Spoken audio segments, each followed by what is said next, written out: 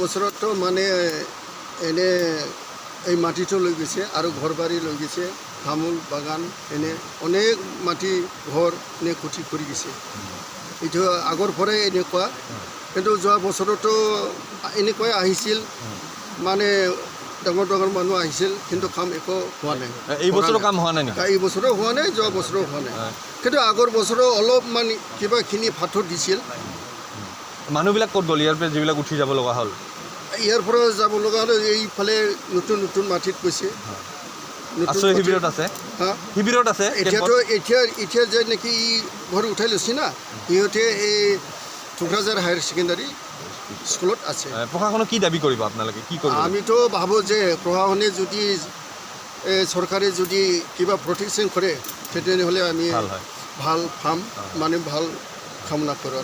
মোৰ সৈতে চিৰাং জিলা যাতে ভৱিষ্যতত নহয়, এইটোৰ কাৰণে চৰকাৰৰ তৰফৰ পৰা বা প্ৰশাসনৰ তৰফৰ পৰা এইটো যথেষ্ট ইয়াত মানে পদক্ষেপ লোৱাৰ মানে প্ৰয়োজন, অতি প্ৰয়োজন।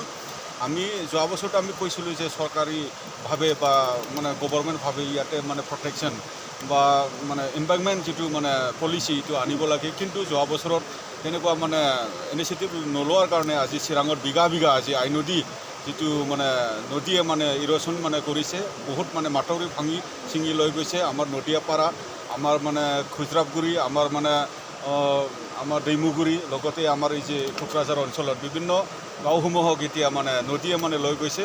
এইটো ভৱিষ্যতত যাতে চৰকাৰে এইটো মানে পুনৰ মানে আমি কৈছোঁ যে এইটো যাতে ব্যৱস্থা লয় বা ইয়াত প্ৰটেকশ্যন বা বানৰ যাতে ব্যৱস্থা লয়, এইটো আমি নিখিলপাৰা ছাত্ৰ সন্থাৰ তৰফে আমি আহ্বান কৰিছোঁ বা আমি দাবী জনাইছোঁ। আৰু আজি আমি টুকুৰাঝাৰ অঞ্চলত বা হায়াৰ ছেকেণ্ডাৰীত যিখিনি ৰিলিফ শিবিৰ আছে আমি তাতে গৈছোঁ, আমি খবৰ লৈছোঁ 23টা মানে ফেমিলিয়ে তাতে মানে ৰিলিফ শিবিৰ মানে পাতি আছে। আমি যিখিনি পাৰোঁ আমাৰ তৰফৰ পৰা আমি সামগ্ৰী আমি বিতৰণ কৰিছোঁ যিখিনি পাৰোঁ। তো এইখিনি সময়ত মই ক'ব বিচাৰিছোঁ যে পুনৰ যে নিখিলপাৰা ছাত্ৰ সন্থা কেন্দ্ৰীয় কমিটিৰ পৰা যিটো প্ৰাইম মিনিষ্টাৰ অফ ইণ্ডিয়াক মানে জনোৱা হ'ল যে আমাৰ এই অসমৰ যে মানে নদী যে বানপানী এইটো যাতে নেশ্যনেল ইছ্যু বনাই পেলাই যে ভৱিষ্যতত ৰিজলিউশ্যনো যাতে পলিচি লয়, এইটো মই আহ্বান কৰিছোঁ। হয়, এই মুহূৰ্তত দেখুৱাব বিচাৰিছোঁ